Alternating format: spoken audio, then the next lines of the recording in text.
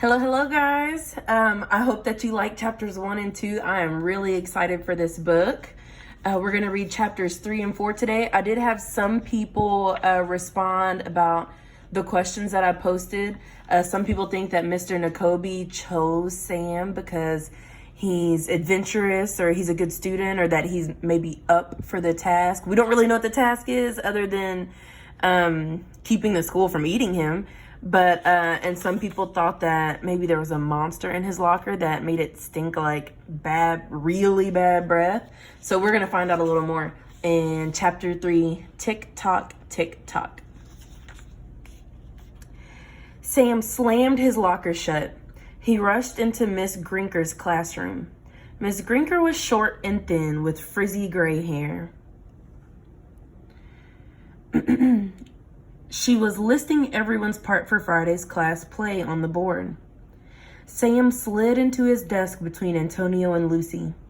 He whispered, "Guys, the freakiest thing just happened to me. I got trapped in quicksand on the playground." Lucy scrunched up her forehead. Antonio scratched his chin. They both tried not to laugh. "If it happened to you," Sam whispered, "you wouldn't be laughing." "Sam, Lucy, Antonio," yelled Miss Grinker. All three kids faced front. "Please pay attention," Miss Grinker said. "I am still giving out the parts for Peter Pan." "I'm playing Peter Pan," Antonio whispered to Sam. He had a big smile on his face. He always did. He was the happiest kid Sam knew. "And I'm playing Wendy," Lucy whispered. "Sam Graves, you'll be playing Noodler. He is one of Captain Hook's friendly pirates," said Miss Grinker. Sam nodded, but all he could think about was the man-eating playground. Ooh, and you can kind of see that spooky tree outside that looks like a hand coming for him. As the day wound down, Sam stared out the window. An old oak tree was blowing in the breeze. It was moving strangely. Sam leaned forward on his desk. The tree looked like a giant oak hand waving at Sam. Sam shivered. Then he looked at the clock across the room. How long until this day is over, he thought. Sam could hear the clock. Tick tock, tick tock, tick tock. How can I hear the clock all the way from over here, he wondered. Then the sound of the clock changed. Sam no longer heard tick tock, tick tock, tick tock. The sound became ba-bump, ba-bump. Sam was even more confused. That doesn't sound like a normal clock. But I do know that sound.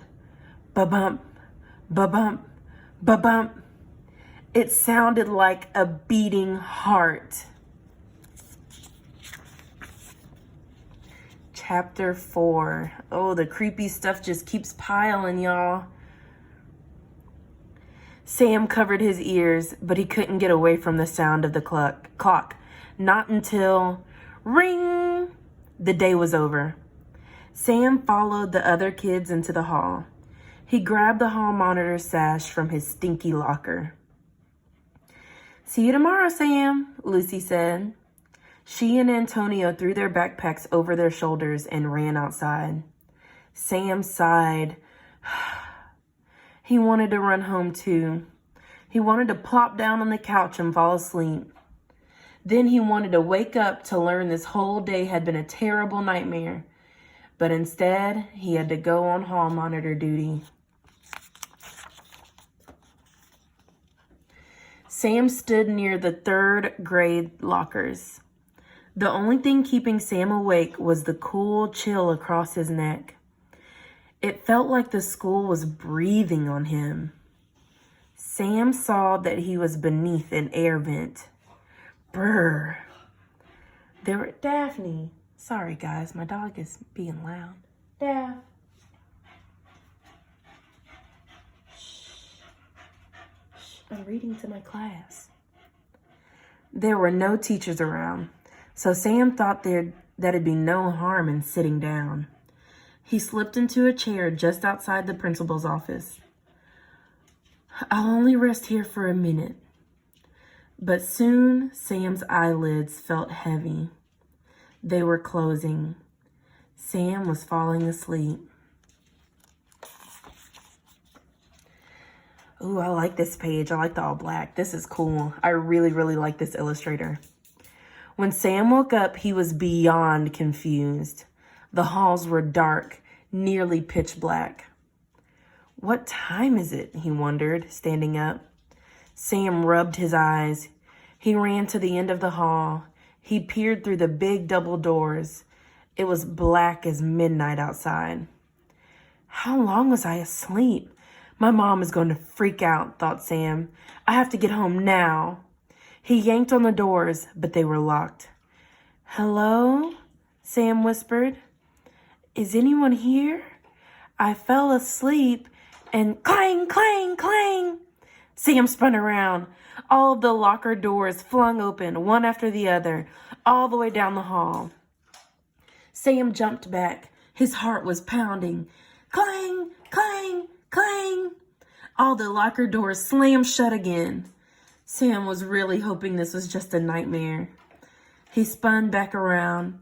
He tugged as hard as he could on the doors, but it was no use.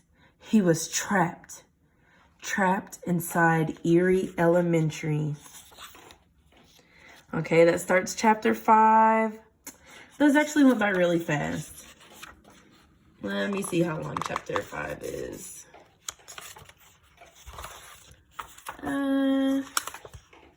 I'll do chapter 5 too. Because this is really getting good.